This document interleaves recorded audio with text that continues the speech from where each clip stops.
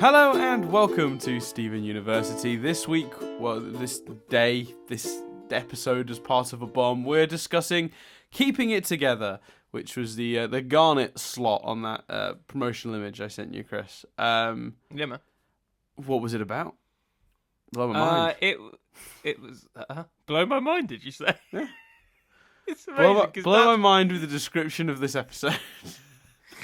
Dad's quite tired, and I was like, he's gonna switch it on for the podcast, and then immediately you're like, welcome to this episode. Garnet, mind blown. Right. I'm running on 3 hours sleep, and I worked something like 10 hours yesterday, got 3 hours sleep, and then rushed into central London this morning during rush hour to do a presentation for some important people in the company I work. And I was proper sour and grumpy and salty with them all day because I couldn't be arsed, because my superior had made me work up until fucking the middle of the night before. So, yeah. So good. I'll bring the energy. So I've got some energy, just not much. That's all right. I'll bring some excess. Starting energy. to think maybe it would have been a good idea to cancel this, but should you just do it now? Upload this as a bonus episode at some point. No, it's fine. Let's do it. Right. Okay. So this is Better Off Together. So Stephen, they're chilling. They're folding. All the gems are folding up his shirts. And then they start talking about how Paradox's still out there, and they're like, "Let's go check out the kindergarten. Actually, double check that bad boy." You'd think they'd have done that sooner, but anyway, that would have been my question too. I was like, shouldn't you have done that a couple of weeks back? Yeah, just pissing about with Ronaldo. So they decide to go. And it's worth noting Ronaldo came and found them. Like it's not like they were like knocking on his door like, Ronaldo, it's that time again. We need to do a Ronaldo episode. Where are you, buddy? True. So they go. Stephen does a comedy walk off for no real reason, as far as I can see, but fine. So he does a comedy walk off, and he finds Paradox.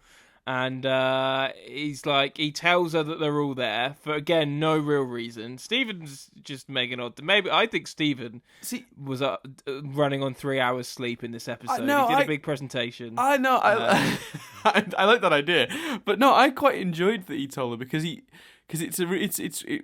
really fits with his character because he's such a honest Like, even with the villain, he can't be dishonest. Like, I love that about him. It's kind of sweet. Like, because she's like, are the others with you? He starts to, react, negative, no, they're not here. And then he immediately feels guilty about lying to Peridot. And then tells her the truth, which is madness. Cute, but... Yeah, no, it is cute.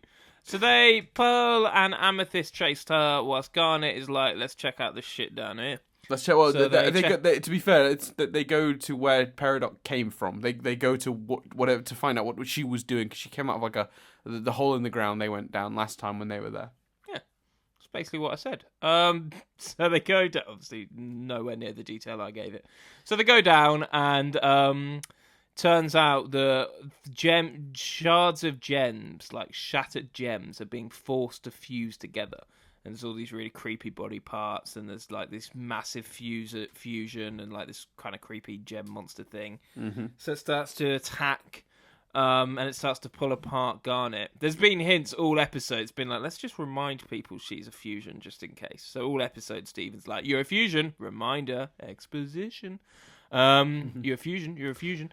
So she starts to get pulled apart, and then she fucking fuses back. She's like, no, and she puffs it, and it goes in a puff of smoke, and they get it in the ball.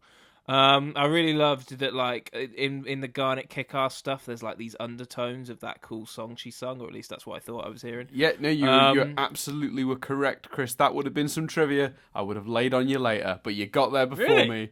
I've really enjoyed that. So it's just because I just love that song. Yeah. I'm like, yeah. It's cool because it comes back as a running sort of undercurrent. You know those notes that that whole that comes back repeatedly as the show goes on, and it's used in really interesting ways. Never overtly, as subtle like it is here. It's really clever.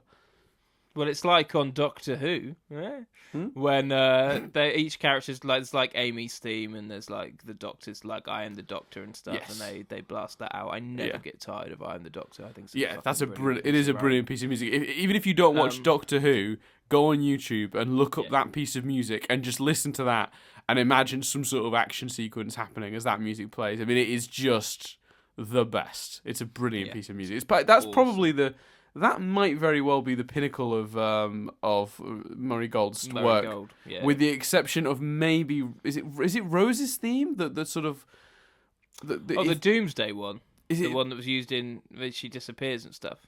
The sort of like the opera-y one. The sort of like that whole stuff. That's really that one is really haunting. That's really and it's so alien as well. That's another really good piece of music. And what's that called though? It's not Rose's theme, is it?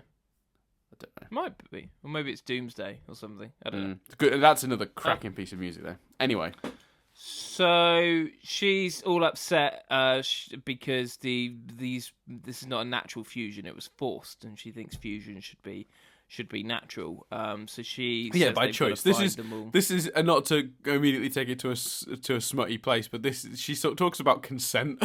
Like this is not what they chose, and it gets very it's weird. Maybe it's me, but there's weird undertones throughout all of it. Because I found when Stephen's like, how does he describe himself? Civilized gem or something?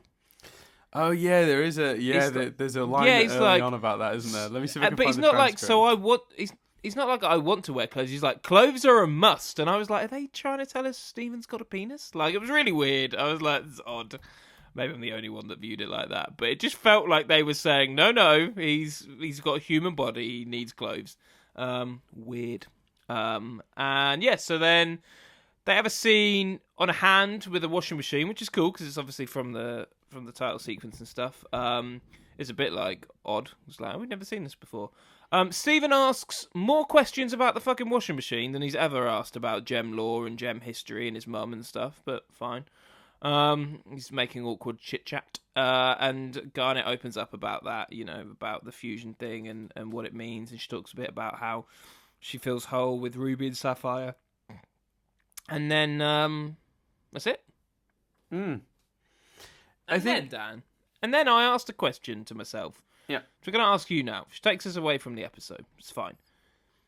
Because I keep thinking it, and I don't keep bringing it up, because I'm worried it is the same, or I should have noticed it sooner or something, and I'm worried I'm going to look stupid. So I don't bring it up. But now I'm going to bring it up. Has there always been words to the closing theme?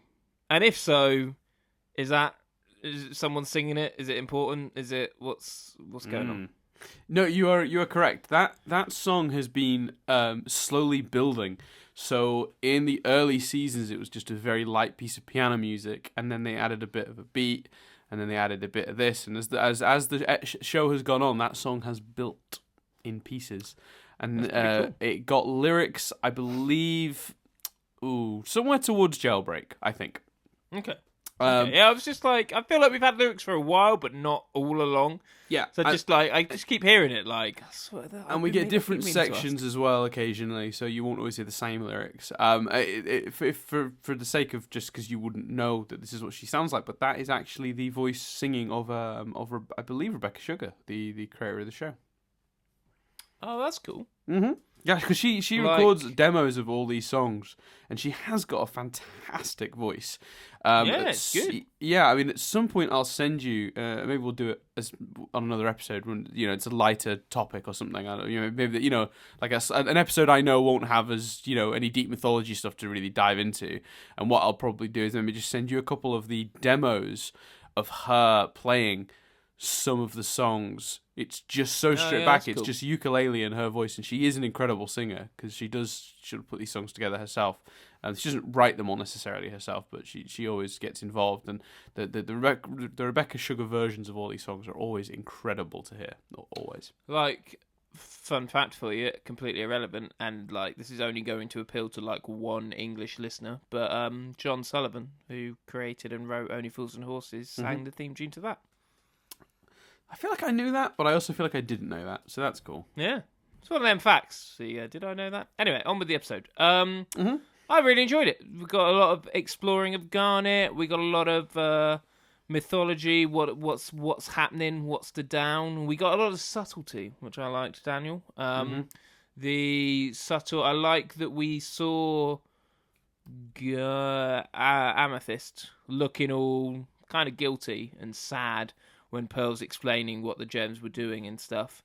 Because obviously she's from kindergarten. We've established her very, very not great feelings towards, but also quite mixed feelings, really, towards the kindergarten as a whole.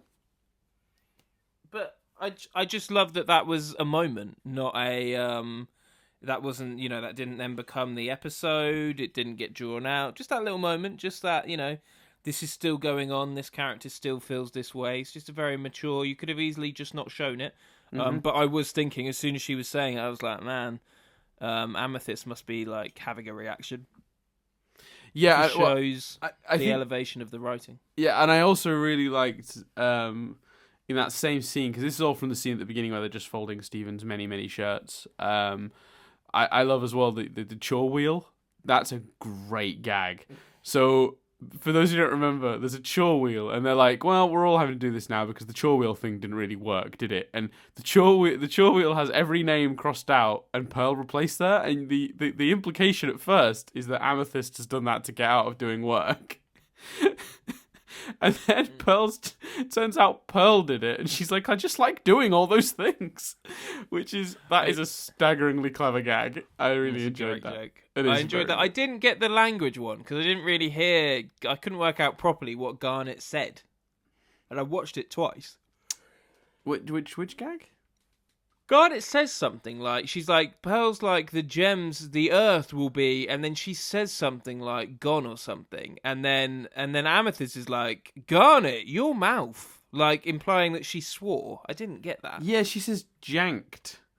Yeah, I've got the transcript in front of me. I'm not really sure. Are they implying that in gem culture, janked is a swear word or a dirty word somehow? I don't know. Yeah, I must admit that was a bit lost on me, because the exact quote, because we can't let Peridot restart gem production here. If we do, the entire planet will become... And then the answer, Garnet's response, janked.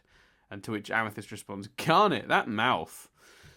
So yeah, I don't know either. I was as lost as you at that one.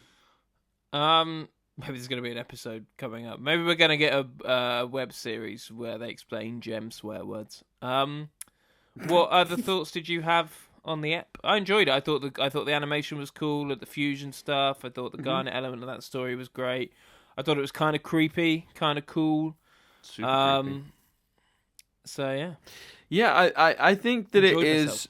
I enjoyed this one a lot as well, and I think that it's an interesting one because you made a point when you were describing it at the beginning. You're talking about like how it was a lot of like Stephen asking Garnet fusion stuff, and it's like just to remind you that she's a fusion. It's funny, I didn't see it that way, and I can see what now you've said it. I'm going, yeah, you could totally interpret it like that, and that's not wrong at all. I don't think necessarily. What I took it as though was a lot of shit's happened since the giant hand attacked the beach, which is a sentence is as strange to utter as you'd imagine it is. And I was thinking about it, thinking maybe this has all happened quite close together, because we know there was several episodes where they were just digging up the.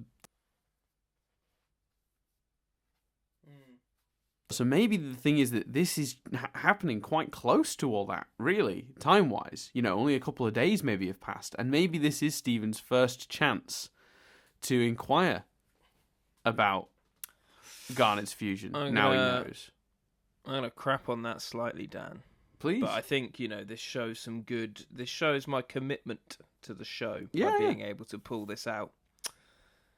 There was a training montage for Connie that spanned at least a healthy period of time for her to go from amateur to slightly better, implying a fair amount of time passing. You're right. If we're assuming each of those sessions where she's got a different outfit is a different day, that's at least like a week's worth of training. Just saying. Probably even a month or two. Yeah, you're right.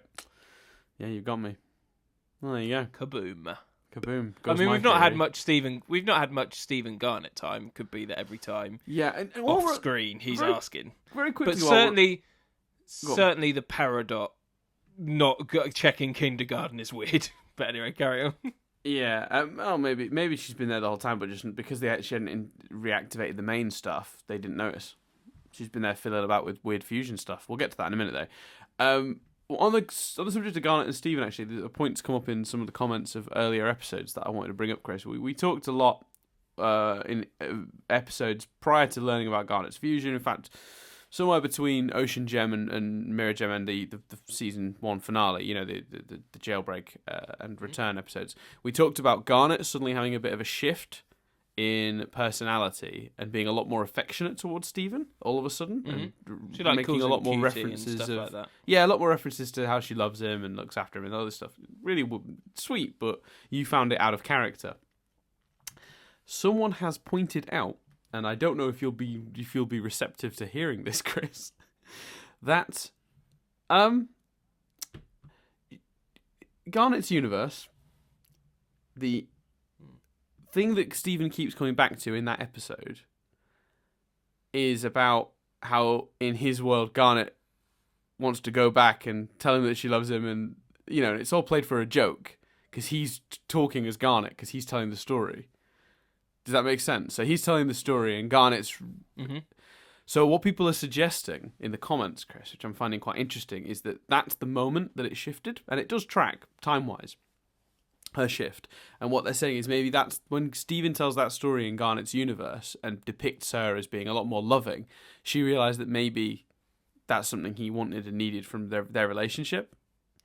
Yeah. And then took that on board, and that's why her personality shifts, which would sounds solve good. two potential concerns. It would, one, solve the obvious problem we had of just Garnet's shift seeming a little bit out of nowhere, which we talked about, and then it would obviously solve the other problem of Garnet's universe being a completely pointless, not particularly funny piece of television. Still shit in its execution, though, isn't it?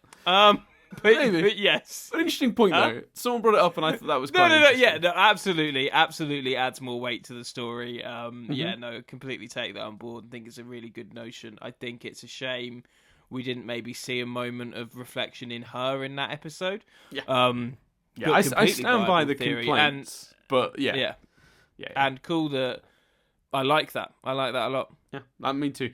So let's have a quick I'd skip it on a rewatch still, but I like it. Yeah.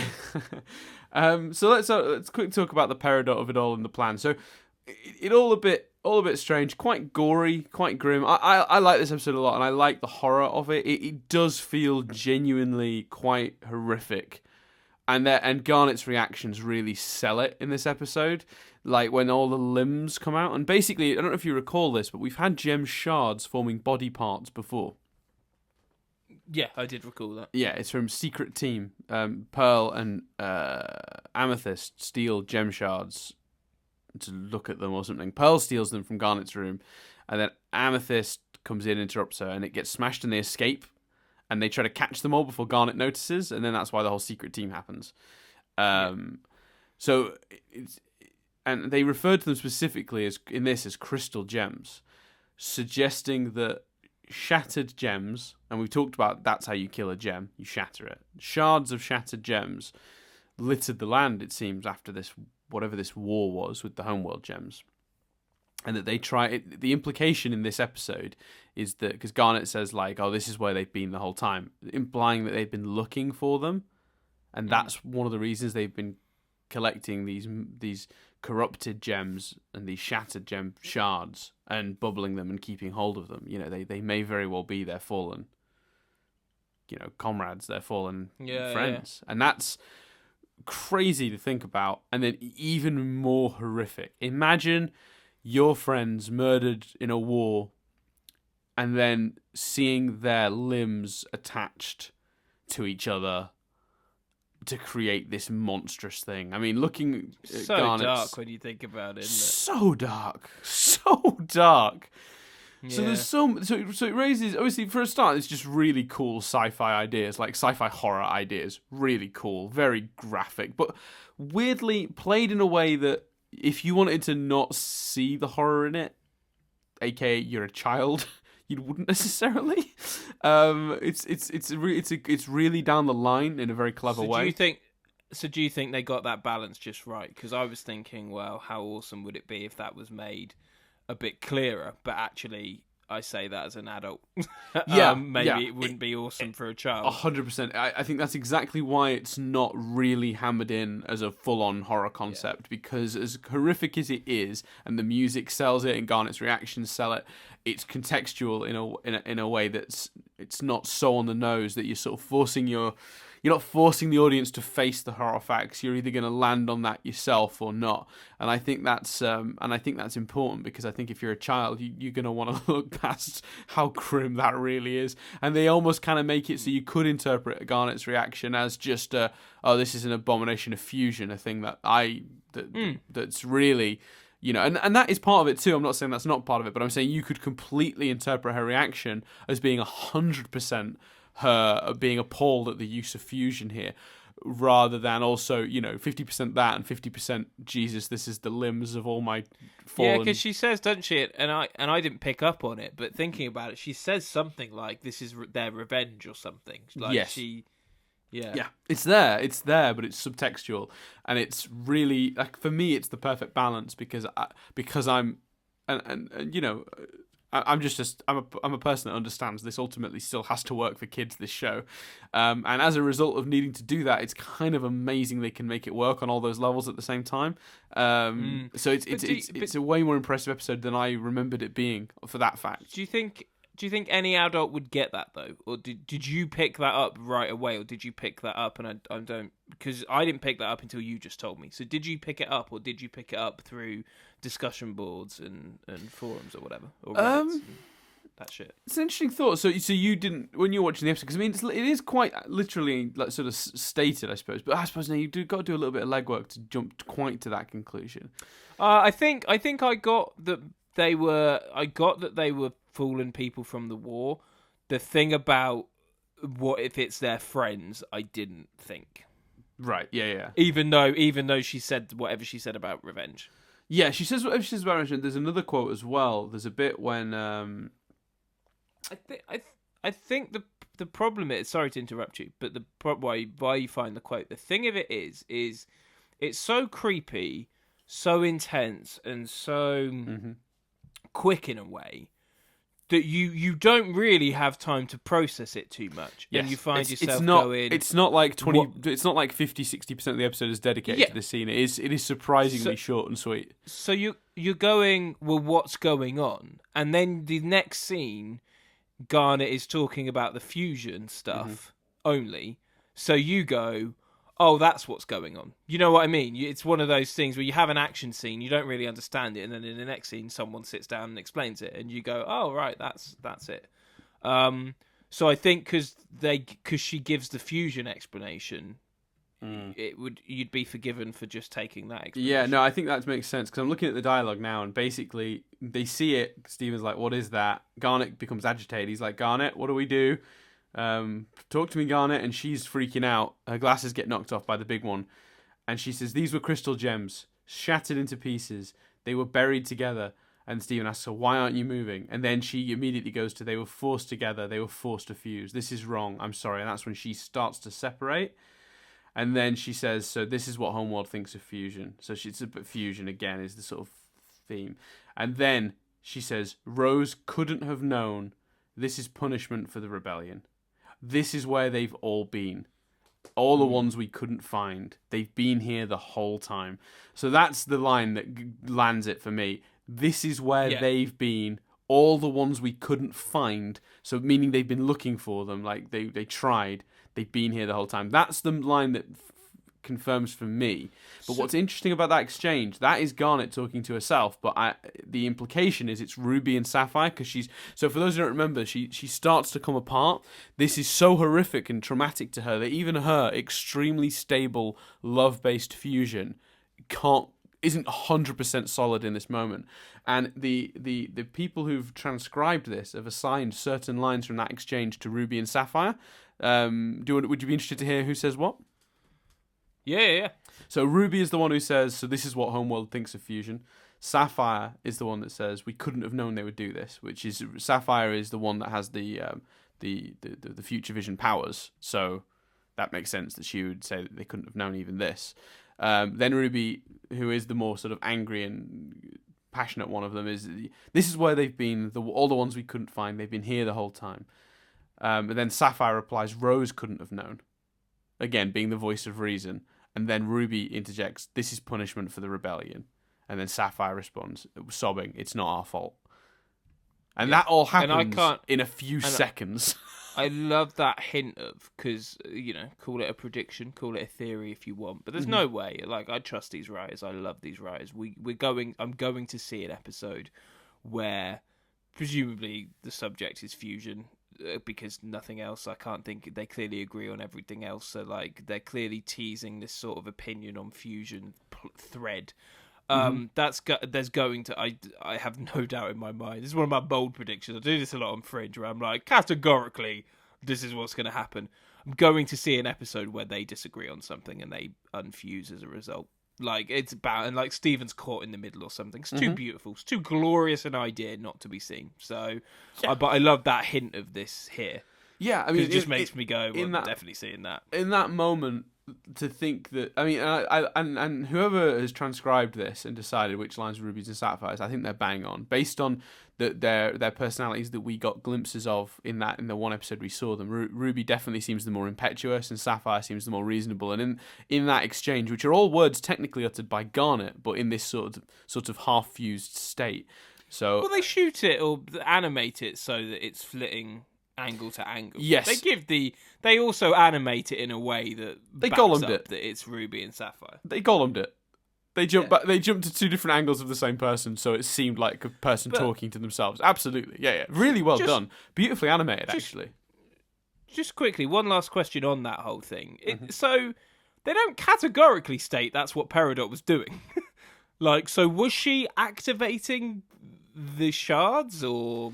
Well, that is the interesting thing. Let me quickly say... So, when they show up, and again, I don't want to just make this podcast Dan and Chris read from the transcript, but would you like to hear what Peridot is saying before she realises Steven is listening? Yeah. So, she's fiddling with a touchscreen. She says, this is Peridot, updating status. Still stuck on this miserable planet. The fusion experiments are developing properly.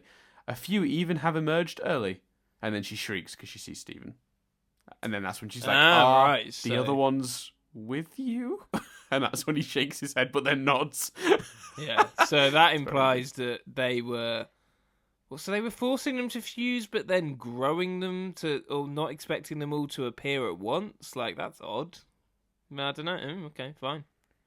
The fusion experiments are developing properly. A few have even emerged early. That's the quote. Which is presumably the ones we see. So I would assume so. There's more of these creatures to come. Something in that region, yes.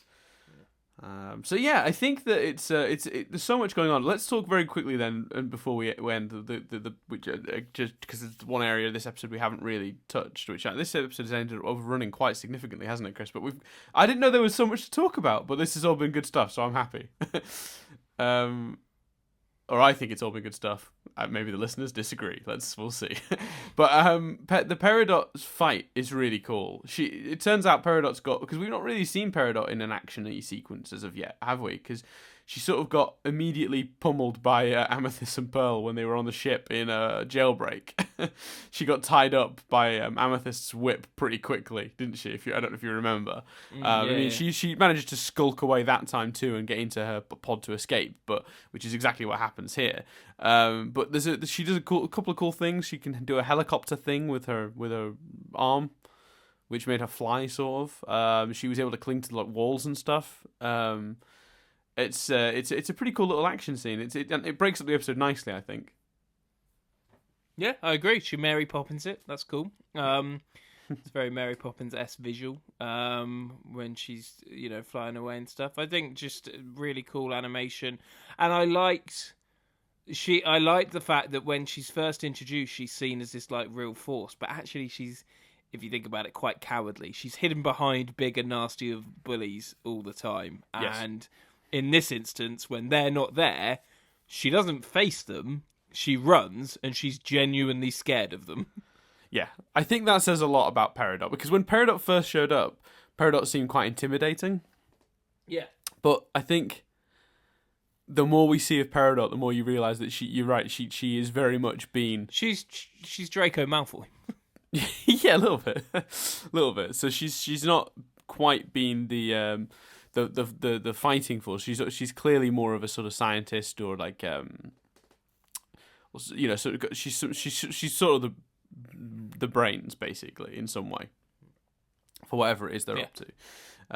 So yeah, I thought that was really good as well. I like the way they characterized Peridot so far. I mean, have you got any thoughts on where they're going with her then on Earth? Because theoretically, if you're right, and that is 100% Peridot's character, because we've only ever seen glimpses, so we can't really say anything for certain, I suppose.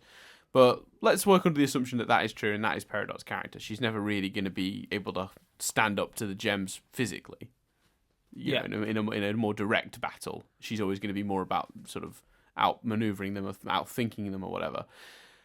Where do you think they go with her character from here? She's on Earth. She's no other gems to sort of. I mean, we last we checked, Jasper was dragged to the bottom of the ocean.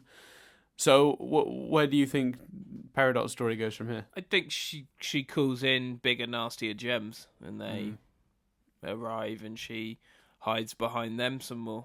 Yeah, because we do still have Yellow Diamond out there, I suppose. Yeah, I think she's got to call in a bigger bad, because they're clearly not building her. Well, they don't appear to be building her up to be the big bad. So yeah. They've not pushed her as a threat, have they? No. That makes sense. No. Cool. Yeah, I'd say that's everything. There we go. So it's longer than we expected, but I'm happy with the chat, Chris, despite my tiredness. Some good quality chatter. Some good analysis. Yeah, man. Yeah. At least in our opinion. Yeah. Yeah. So it'll be interesting now to see, because obviously this is the third in a run of 5 for the Stephen Bomb. Still got 2 left. Still got We Need to Talk and Chill Tide. Who was next? Good question, Chris. Good question. I don't know who was on the piece, because the last one was the question mark. I think it was Greg. It was Greg. Yeah, no, no. Yeah, I think there was a Greg one. Yeah. Yeah. So there's Greg and then a question mark. Any guesses as to the question mark at this stage? Yellow Diamond or Yellow Diamond or Peridot, or just someone we don't know. So something pretty big then, you think, come in at the end of the bomb? I hope so. Otherwise, shouldn't have been a fucking bomb. To be fair, I think we've established really that a lot of this bomb was not intended to be a bomb when they started, which is unfortunate, but one of those things. So yeah, that's everything for this week. I've been Dan Dillon. I've been Chris Billingham, and we'll talk to you tomorrow as we discuss We Need to Talk.